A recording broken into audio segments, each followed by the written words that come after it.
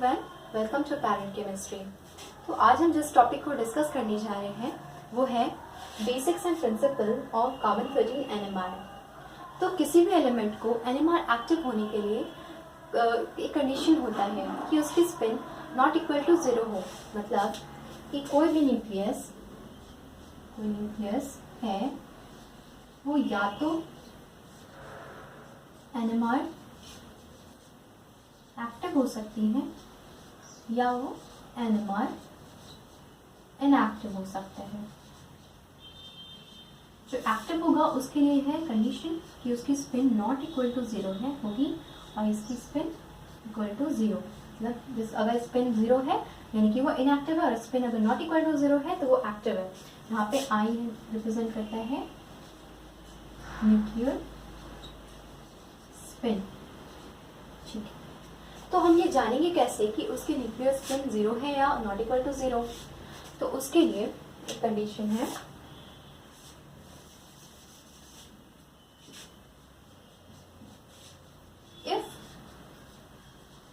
if the mass of an element is completely divisible by 4, its spin is equal to 0, and if it is not divisible then its spin is not equal to 0. If the mass of an element is completely divisible by 4, its spin equal to 0, otherwise I is not equal to 0. Okay, सो इसका example हम लोग देख सकते हैं।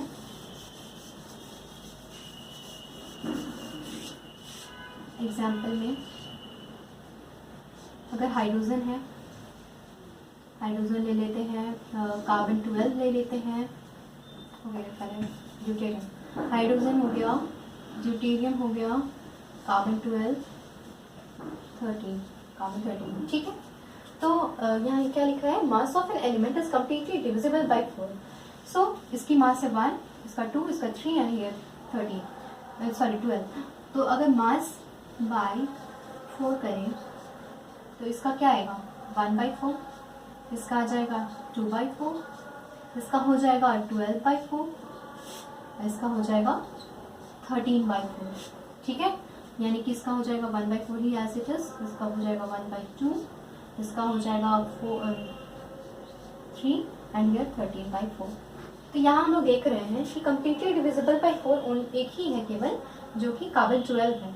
तो इसका spin हो जाएगा इक्वल टू 0 और इन बाकी का हो जाएगा not equal to 0, I is not equal to 0।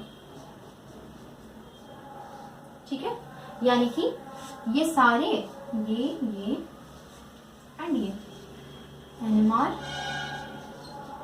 Active होंगे और ये कार्बन 12 एनएमआर इनएक्टिव होता है।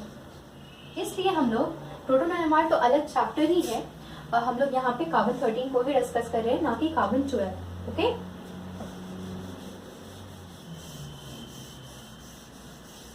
अब आते हैं कार्बन। तो कार्बन या तो वो कार्बन 12 हो सकता है या फिर वो कार्बन 13 हो सकता है। तो यहाँ पे ये जैसा हम लोग देखें कि ये इसका स्पिन होता है इक्वल टू 0 और इसका स्पिन होता है नॉट इक्वल टू 0, यानी कि ये होता है एनएमआर एक्टिव और ये होता है एनएमआर इनएक्टिव। तो कार्बन 12 का और कार्बन 13 का जो नेचुरल अकरेंस होता है वो बहुत ज़्यादा डिफर करता है, क्योंकि ये आइसोटोप है, ये बहुत ही कम एग्जिस्ट करता है नेचर में।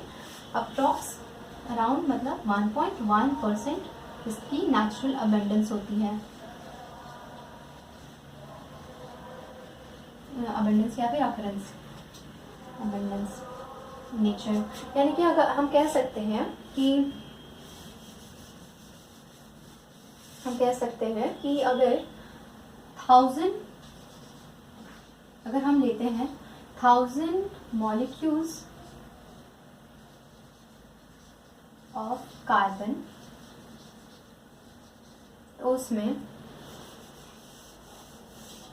अगर लेते हैं 1000 मॉलिक्यूल्स ऑफ कार्बन, तो उसमें 1.1% होगा कार्बन 13 और बाकी 98.9% हो जाएगा कार्बन 12। ठीक है,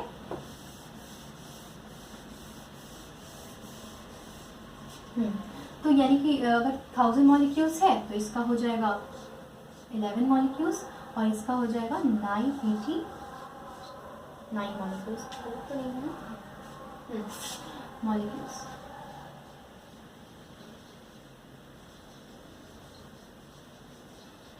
इससे क्या प्रूफ होता है कि अगर हम लोग 1000 मॉलिक्यूल्स ऑफ कार्बन को एनएमआर स्पेक्ट्रा में अगर डालते हैं तो 11 मॉलिक्यूल्स को ही वो डिटेक्ट कर पाएगा, क्योंकि वो ही एनएमआर एक्टिव होते हैं।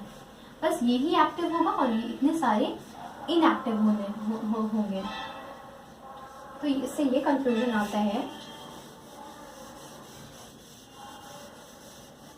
कि जो C13 होता है वो काफी very less sensitive towards the instrument, वो काफी कम इनसेंसिटिव, मतलब काफी कम सेंसिटिव होगा टुवर्ड्स द इंस्ट्रूमेंट, मतलब इजीली डिटेक्टेबल नहीं होता है और इसलिए ये बहुत ही टाइम टेकिंग होता है। It is time taking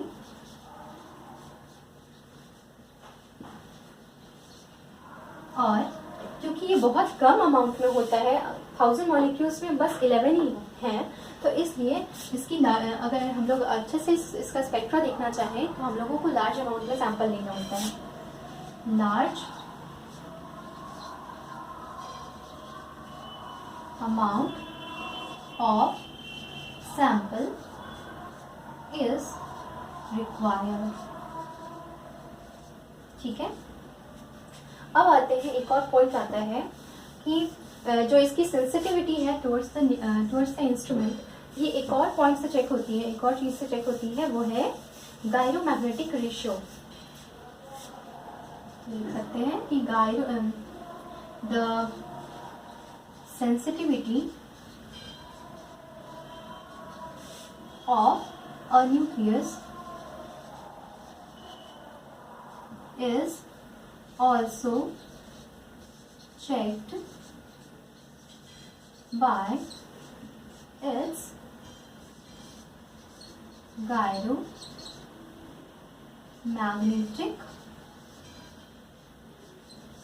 ratio और gyromatic constant that is represented by this. Okay, हाँ, तो यहाँ हम लोग गायरोमैग्नेटिक कांस्टेंट देखेंगे हाइड्रोजन और कार्बन 13 का। तो जो हाइड्रोजन का गायरोमैग्नेटिक कांस्टेंट होता है वो होता है अराउंड 42.57 मेगाहर्ट्ज पर टेस्ला और कार्बन 13 का गायरोमैग्नेटिक रेशियो होता है अराउंड 10.702, ये है 705 मेगाहर्ट्ज पर टेस्ला। तो यहाँ पे जो गायरोमैग्नेटिक रेशियो है ना, सॉरी गायरोमैग्नेटिक जो कांस्टेंट है, गायरोमैग्नेटिक कांस्टेंट या फिर रेशियो, हाँ वही होगा गायरोमैग्नेटिक रेशियो कांस्टेंट। हाँ, तो ये जो कांस्टेंट है तो ये डिसाइड करता है कि वो कितना सेंसिटिव है, कोई भी न्यूक्लियस एनएमआर के टुवर्ड्स कितना सेंसिटिव है। जितना ज़्यादा गायरोमैग्नेटिक रेशियो होगा उतना ज़्यादा वो सेंसिटिव होता है। तो यहाँ देख रहे हैं कि हाइड्रोजन का ज़्यादा है then carbon 13। It can be related as, ये जो है अराउंड 4 टाइम्स होता है कार्बन 13 के गायरोमैग्नेटिक रेशियो का। ठीक है, तो क्योंकि इसका ज़्यादा है, यानी कि हाइड्रोजन जो है वो एनएमआर के टुवर्ड्स ज़्यादा सेंसिटिव है देन कार्बन 13। ठीक है, तो यहाँ पे हम लोग कंक्लूड कर सकते हैं प्रोटॉन NMR और कार्बन 13 NMR के बीच में डिफरेंस देख सकते हैं।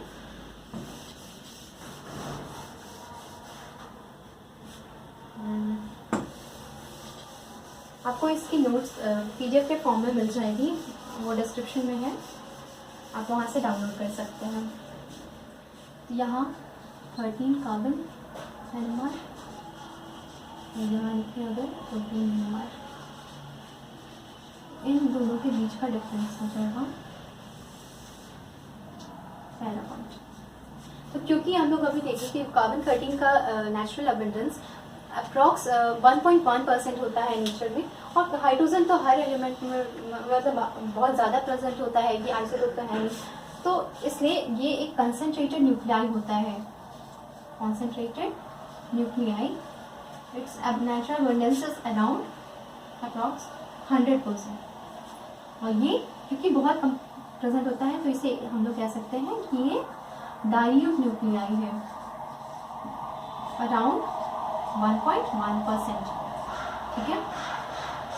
इसकी डायरोमैग्नेटिक रेशियो क्या हम लोगों ने देखी थी, अराउंड 10.705 मेगाहर्ट्ज पर टेस्ला, और इसकी डायरोमैग्नेटिक रेशियो है 42.57 मेगाहर्ट्ज पर टेस्ला, ठीक है। ये बहुत ही कम सेंसिटिव होता है, लेस सेंसिटिव, ये होता है मोर सेंसिटिव।